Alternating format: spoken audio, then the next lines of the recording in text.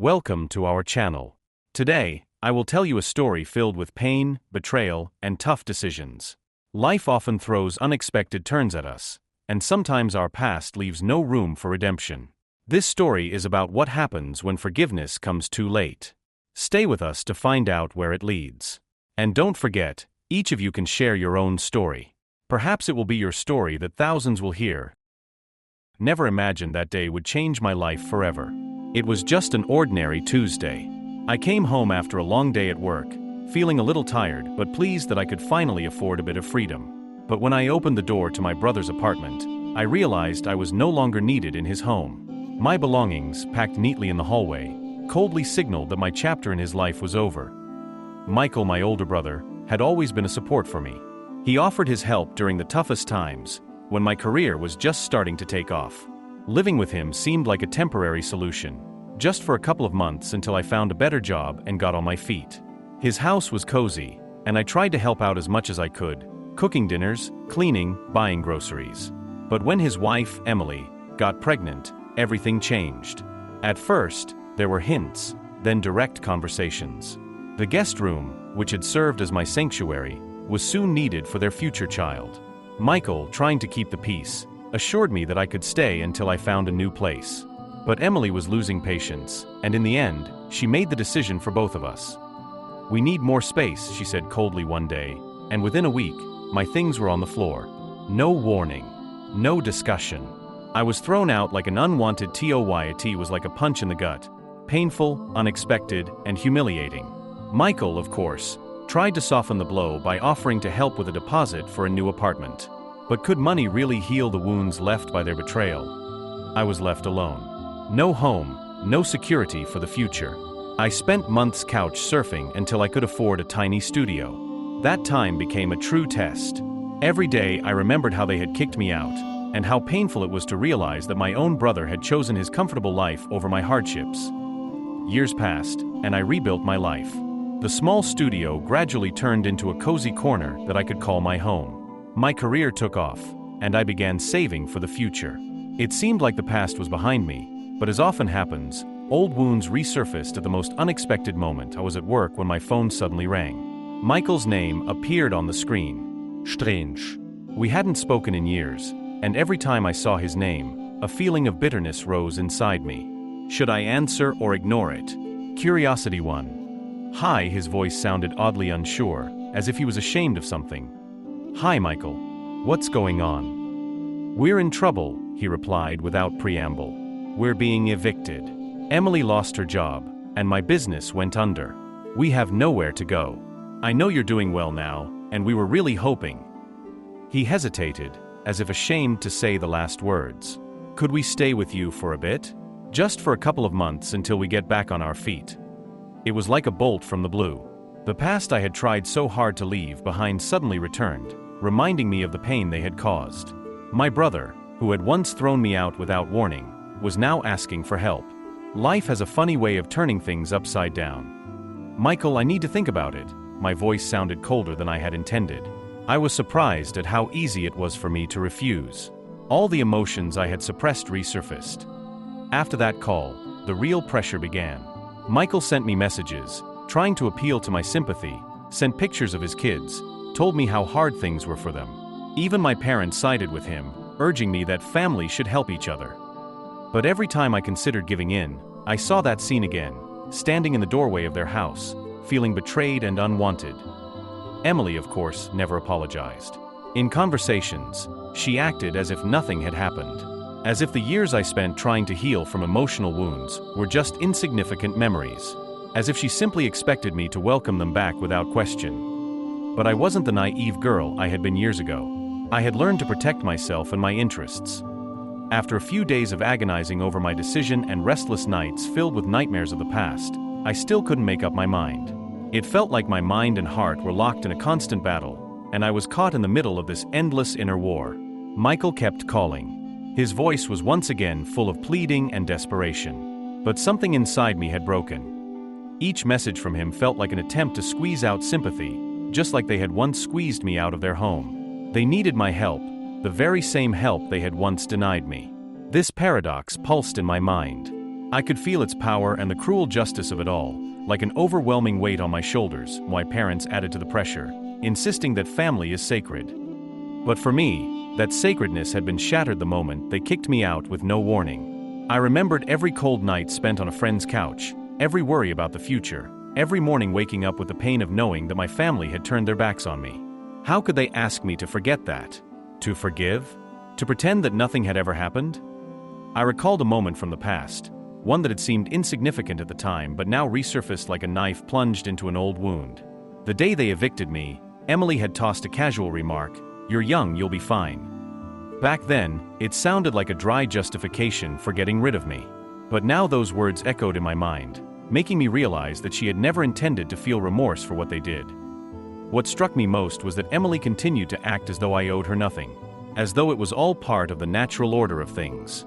And then it hit me, she didn't see anything wrong in what they had done.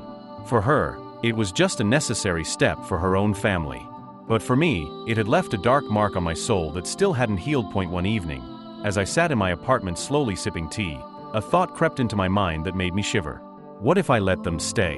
What if, by letting them back in, I allowed them to control my life again, to take away everything I had spent so long rebuilding? And the scariest part, what if I lost myself in this endless cycle of forgiveness and reconciliation that no one had earned? From that night onward, I began avoiding their calls. I shut myself off in my little fortress, continuing to wrestle with my thoughts, searching for an answer to the one question: should I make peace with the past, or finally break free from this painful cycle? A week passed. I increasingly found myself feeling like I was living in a fog. The days blurred together, and the nights became a time for tormenting reflection. Each call from Michael or my parents dragged me back into the abyss of the past.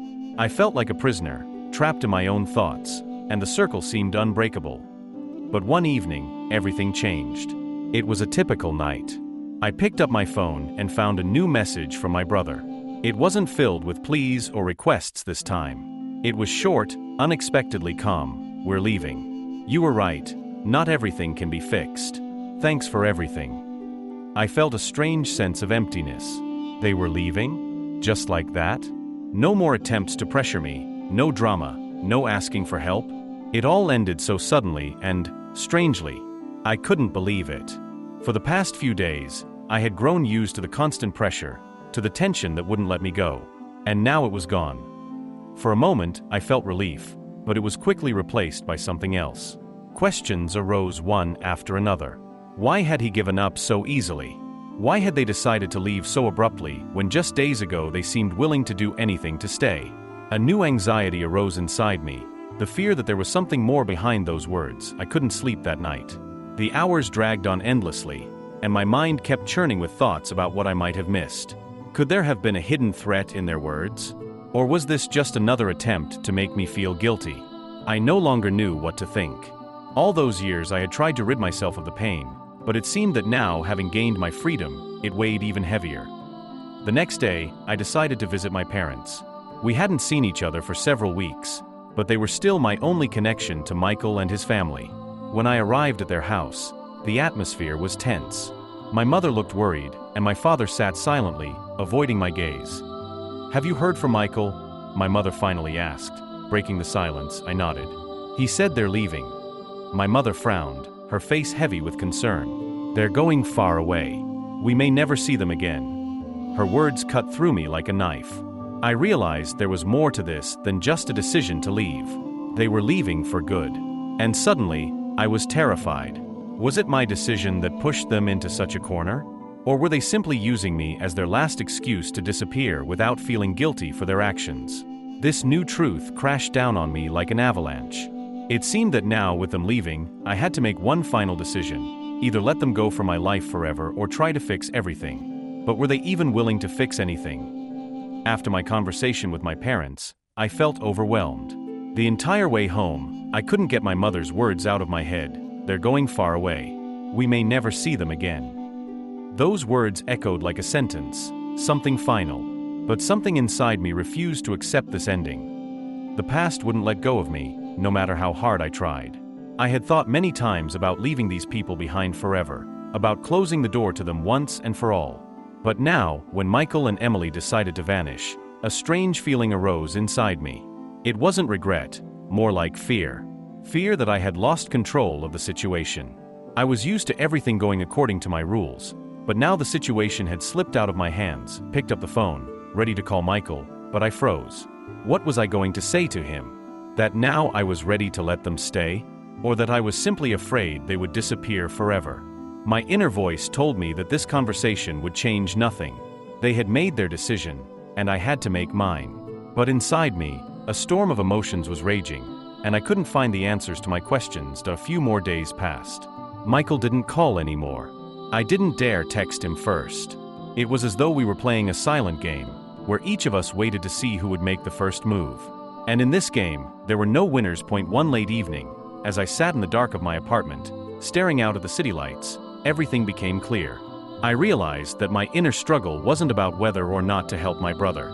It was about finally freeing myself from the past that had clung to me for all these years. I picked up my phone and sent a short message. I can't help you. I hope you find a solution. No explanations. No apologies. I simply put a period at the end of the sentence. There was no reply. Days went by, and silence returned to my life. The silence that had once suffocated me now felt like a release. I realized that I wasn't obligated to save them, just as they hadn't saved me when I needed it. Forgiveness doesn't come automatically. It has to be earned. And if it hasn't been, is it even worth it? I soon found out from my parents that Michael and Emily had indeed left. No one knew where they had gone. My parents hadn't heard from them since. And as for me, I felt relief, as though the weight I had been carrying all these years had finally been lifted. But along with that came a strange emptiness. I had thought I had won the battle, but the victory was bitter. Maybe the story was never meant to end this way. But now it was too late to change anything. Months passed after Michael and Emily disappeared from my life. At first, the silence felt strange, but soon I grew used to it, the same way a person grows accustomed to a pain that dulls over time. Life returned to its usual rhythm. Work consumed me entirely, and at the end of each day I collapsed into bed, feeling like I had given everything I had. But sometimes, late at night, when the city grew quiet, I thought about them. Where had they gone? How had their lives turned out? And the most pressing question, had I made the right decision? These questions hovered in my mind like ghosts. They never truly went away, but lurked in the corners of my consciousness. Doubt, that's what really haunted me. I had won this battle, but what had I lost in return? One evening, there was a knock at my door. I wasn't expecting anyone, so I was surprised. When I opened it, I froze. My mother stood before me, her face etched with worry, and her eyes brimming with tears. Without a word, she stepped into my apartment, sat down on the couch, and began speaking words that shattered my reality. They were in a car accident, she said without looking up. Michael's in the hospital, in critical condition. And Emily, she couldn't finish the sentence. Her words hit me like a hammer. Something inside me tightened and then shattered into 1,000 pieces. I couldn't breathe, couldn't think. Michael was hanging between life and death, and Emily was gone. They had left to start a new life, but found their fate on the road. All my pain, all the resentment I had carried for years, suddenly became insignificant compared to this overwhelming sense of loss. My mother sat quietly, staring at the floor, saying nothing more.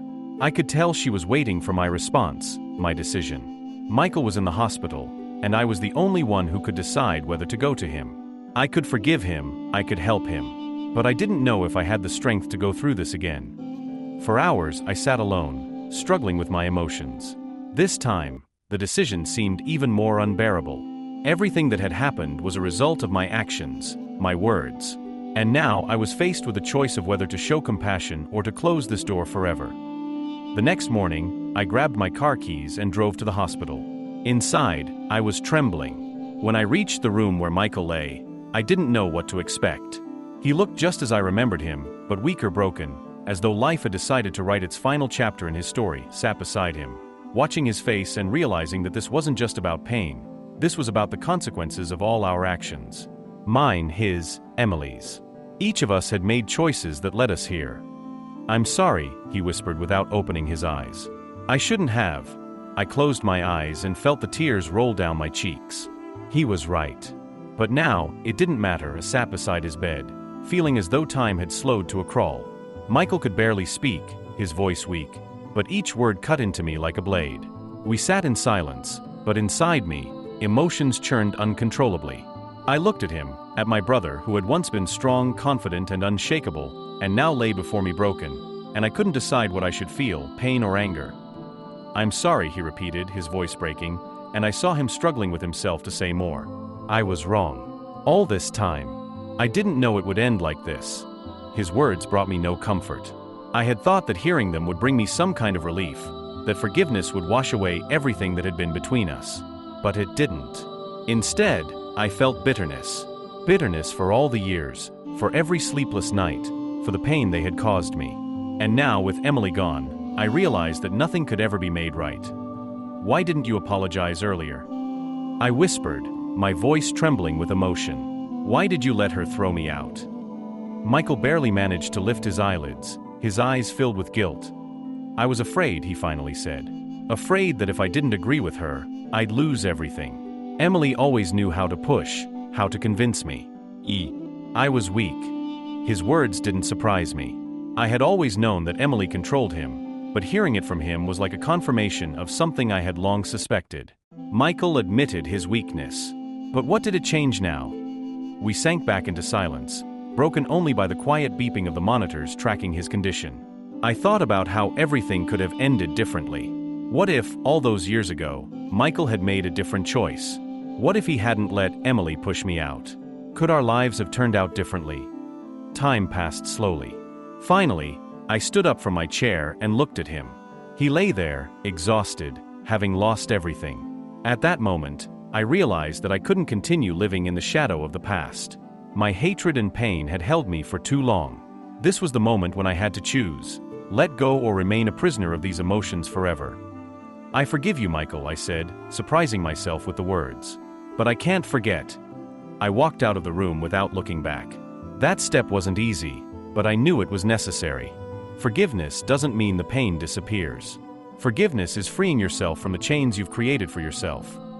When I stepped outside, the cold autumn wind hit my face, waking me from a deep emotional exhaustion. At that moment, I realized that life isn't just about the choices we make, but also about the consequences of those choices. Michael had made his choice, just as I had. And now, for the first time in many years, I felt like I had finally let go of the burden I had carried for so long. Weeks passed after I left the hospital, leaving behind my brother and my past. Life slowly returned to normal, but inside me, something had changed. The feeling couldn't be called relief. It was more of an understanding. All our actions, all our pain, they were only part of a much larger mosaic. Forgiveness doesn't solve all problems, but it opens the door to something greater. One evening, sitting in my apartment, I glanced at my phone. It had been days since I had heard any news from Michael. I hadn't called, hadn't asked how he was doing. But now, as I stared at the screen, I wondered, should I check on him? Inside, conflicting feelings battled, the need to know the truth and the desire to stay out of his life. Then the phone rang. It was an unknown number. I hesitated, but finally answered. "This is the hospital," a woman's voice said. "We've been trying to reach your family. We need to talk about Michael." The world seemed to collapse in that moment. I heard her words, but they felt distant. My heart was pounding, and my mind was blank. Michael was gone. I couldn't hold the phone anymore. It fell to the floor with a dull thud. In that moment, I realized that life doesn't give second chances. I had thought I had time. Time to make things right, to change everything. But now that time was gone, like sand slipping through my fingers. All our arguments, all the wounds we had inflicted on each other, no longer mattered. It was all over. Michael had died in the hospital, never recovering from the accident. He was gone, leaving me with the feeling that I could have done more. I could have forgiven him not just with words, but for real. But now it was too late. I sat on the floor, feeling the tears stream down my cheeks. These weren't tears of rage or pain. They were tears of loss, the loss of something I could never get back. I had thought I had won my war, but in reality, I had lost more than I could ever imagine. The forgiveness I had given Michael now felt hollow. It no longer mattered, because he could no longer hear it. In that moment, I realized the truth. Forgiveness isn't for the one who leaves. It's for the one who stays. And I stayed. I was left alone, with the weight of my decisions and an emptiness that would never be filled. This wasn't just the end of my relationship with my brother. It was the end of an entire chapter of my life. Michael was gone, and with him went all the questions I would never get answers to. I stood up from the floor, walked to the window, and looked out at the dim glow of the night city. It seemed like the world kept moving as if nothing had happened, but inside me, everything had stopped. I realized that life isn't just about the choices we make, but also about what remains after those choices.